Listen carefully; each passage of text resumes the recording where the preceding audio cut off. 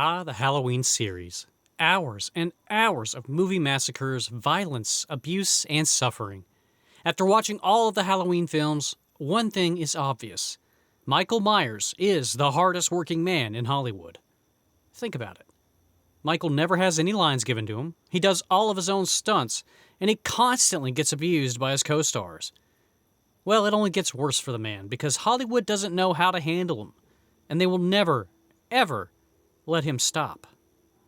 Hollywood insists that Michael Myers is tough, real tough. He's a normal guy who's insane, and that makes him believable, almost real, and thus scary. But he always has to come back for more movies, more adventures in coily telephone cord land. With each film where Michael is stopped, but then brought back again, you chip away at the legend. You can only stab a guy, shoot him, push him off a second floor so many times before you, Hollywood, have to acknowledge something. You have to acknowledge that Michael Myers, the regular guy who could be in your backyard, just isn't regular. If he's invincible, unstoppable, pretty much magical, then he can't exist. And things that don't exist really aren't scary. This is the ultimate problem of nearly every iteration of the Halloween franchise. Whether it's a magic cult or somehow surviving a fiery death and showing up again after 20 years, there is no satisfying explanation for Michael Myers once he crosses over from regular Joe with anger problems to something else. But Hollywood is no man. It doesn't learn from its mistakes, and they keep bringing him back. The latest restart of Michael Myers had a promising premise in 2018. Michael just went to jail that Halloween night back in 1978. Like you might go to jail after getting caught speeding back there or missing a court date. Michael is just a regular-ass old guy standing in jail. He's been in there for 40 years. With the help of a kooky professor, he broke out again and started wiping out more people. Yeah, he's old as shit, but he's mad, man. He's a focal point for all that rage baby boomers feel when they realize kids can work a cell phone better than they can. That kind of anger. But in the end, he's still just a regular guy who's capable of incredible feats of killing one night every few decades, just like one night out of the year we accept that magic might be possible. Of all the Halloween sequels before Halloween 2018 ended the most admirably with the shape locked in a Michael Myers trap in the basement of a flaming house. That was a suitable place to finish things. But of course Hollywood said, well, not yet.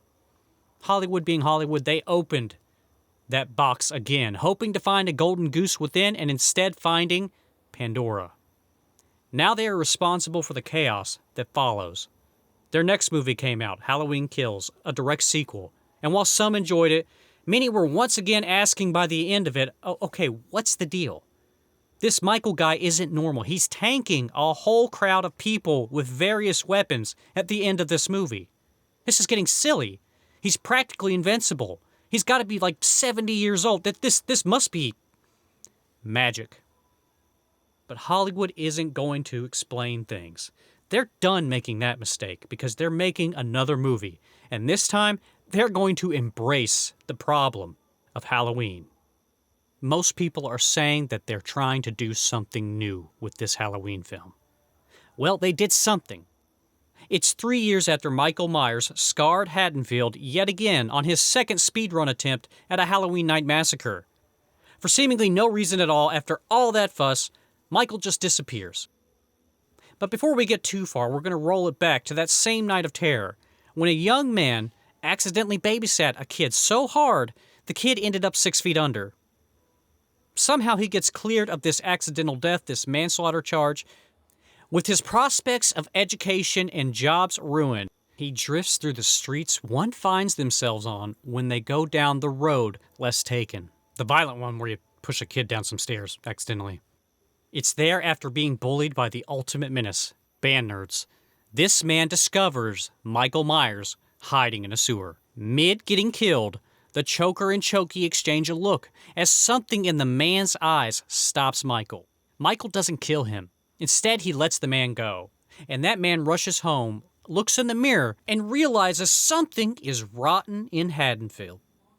He won't tell you what it is as he takes up Michael's mantle and eventually his mask and starts killing a random assortment of unlikable characters, all while dressed as Michael Myers, except the times he reveals his face to characters he has emotional ties to, but don't worry about that. Whether Michael Myers 2.0 will be stopped or whether you will care are questions as baffling as how Michael managed to retain his body weight on a diet of rats while wearing a mask for 3 years. Michael, strangely resembling a certain dancing clown, watches bullies attack victims from his sewer abode, drags the losers of said fight into his secret Airbnb, then hides from them before surprising them and exchanging psychic messages with heartfelt glances of love? What is this? What? At this point, Halloween does something else. Some say, at the very least, something new. There's just one problem with the theory of this being something new. This isn't new.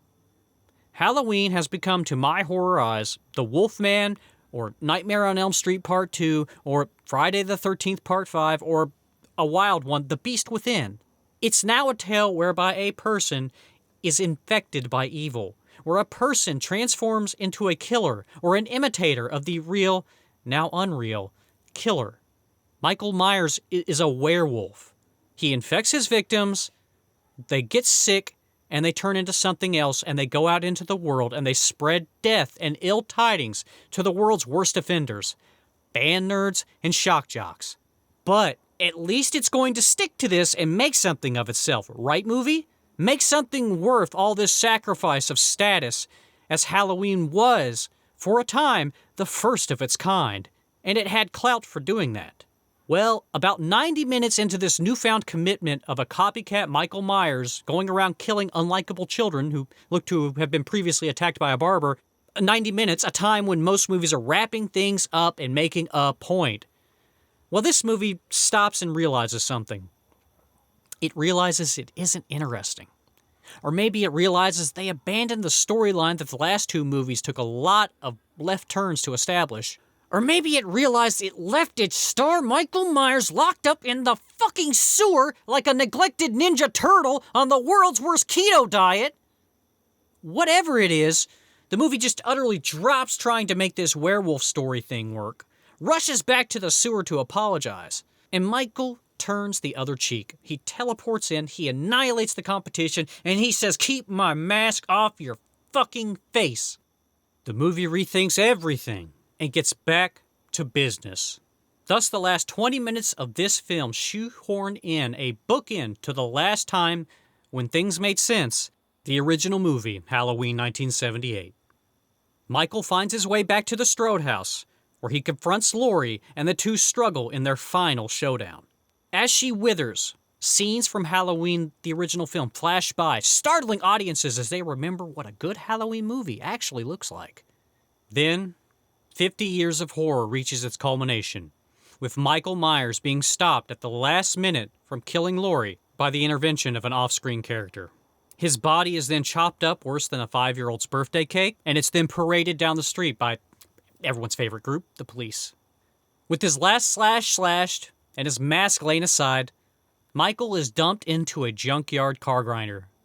A crowd gathers and looks on, perhaps praying that Michael Myers, the hardest working man in Hollywood, who never had a single line and did all of his own stunts, will never be subjected again to the horrors of a Hollywood movie.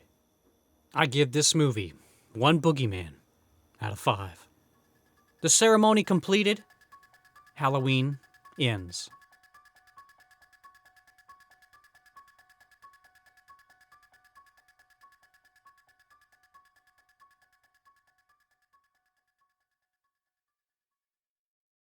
All of these things are designed to frighten a monkey.